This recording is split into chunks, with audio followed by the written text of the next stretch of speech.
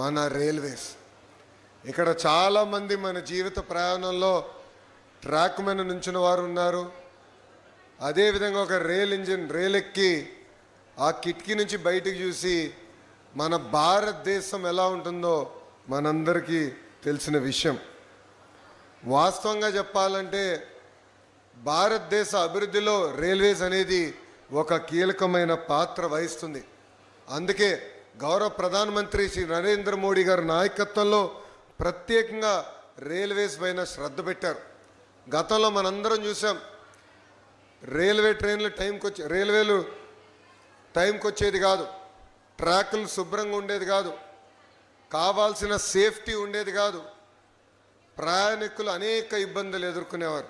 అలాంటిది గౌరవ ప్రధానమంత్రి నరేంద్ర మోడీ గారు ముందు చూపుతో ఈరోజు మనం ఒక్కసారి చూస్తే ఎప్పుడు లేని విధంగా వందే భారత్ కానివ్వండి, బుల్లెట్ ట్రైన్లు కానివ్వండి, కవచ్ సేఫ్టీ టెక్నాలజీ కానివ్వండి, 100% ఎలక్ట్రిఫికేషన్ కానివ్వండి, ఏకంగా మోడర్న్ ఫ్రేట్ కారిడార్స్ కూడా ఈరోజు మనం అభివృద్ధి చేసుకుంటాం జరిగింది. ఒక మాటలో చెప్పాలంటే ఈరోజు మనందరం ఒక రైల్వే రెవల్యూషన్ అనుభవిస్తాం జరుగుతుంది.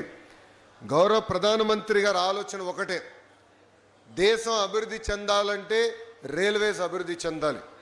అందుకే ఎవరు ఊహించిన సమయంలో ముంబై అహ్మదాబాద్కి ఈరోజు భారతదేశం రైల్వే ట్రైన్ కూడా ఏర్పాటు చేసే ప్రక్రియలో ఉంది.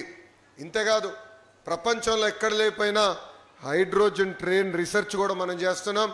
అది గ్రీన్ మొబిలిటీకి, సస్టైనబిలిటీకి మనం పునాది వేసుకోబోతున్నాం. ఈరోజు Kavach automatic train protection system కూడా వచ్చింది. అంటే రైల్వేస్ ఎప్పుడు లేని విధంగా సేఫ్టీ పెరిగింది. వేలాది కిలోమీటర్లు కొత్త రైల్వే లైన్లు వేస్తున్నారు. ఉన్న రైల్వే లైన్లు కూడా మోడర్నైజ్ చేస్తున్నారు. దానివల్ల కనెక్టివిటీ పెరుగుతుంది. మేడం గారు డ్యాష్ పడినప్పుడు ఒకటే చెప్పాను, పెమ్మసాని గారు కూడా ఇక్కడే ఉన్నారు. మన మంగళగిరిలో ట్రైన్లు ఎక్కువ ఆగేటట్టు చేయాలని ఈ సభాముఖంగా పెద్దలందరూ కూడా నేను కోరుతున్నా. రైల్వే స్టేషన్లు కేవలం రైలు ఎక్కి దిగేదని కాదు, రైల్వే స్టేషన్ అనేది ఒక ఎకనామిక్ యాక్టివిటీ కింద మారాలి. ఈరోజు ఒక పక్కన అమరావతిని మనం అభివృద్ధి చేసుకుంటున్నాం.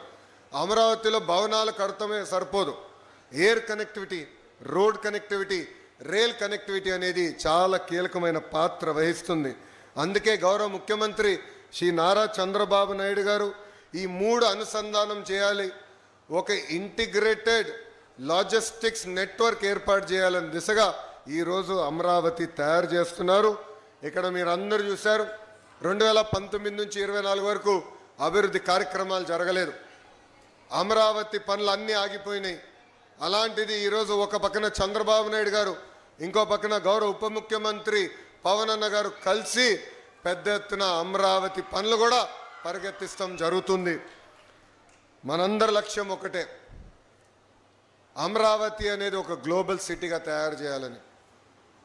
ఇక్కడ మనందరూ తెలుసు, 60 సంవత్సరాలు చెమటోర్చి హైదరాబాద్ని కలిసికట్టుకు మనం అభివృద్ధి చేశాం.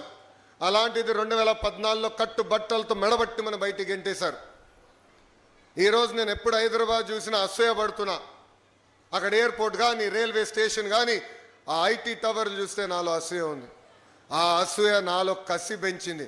ఎస్, ఆంధ్ర రాష్ట్రం కూడా దక్షిణ భారతదేశంలో నంబర్ 1 రాష్ట్రంగా మనం కలిసికట్టుగా తీర్చిదిద్దగలుగుతామని. డబుల్ ఇంజన్ సర్కార్ అనేది చాలా అవసరం.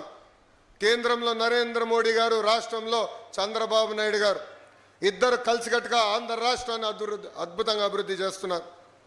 ఈరోజు వాస్తవంగా చెప్పాలంటే మనందరం నరేంద్ర మోడీ గారికి రుణపడి ఉండాలి.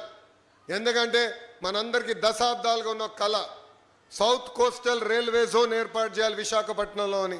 అలాంటిది గౌరవ ప్రధానమంత్రి గారు అడిగిన వెంటనే మనకి south coastal railway zone sanction చేసి ఇమీడియట్గా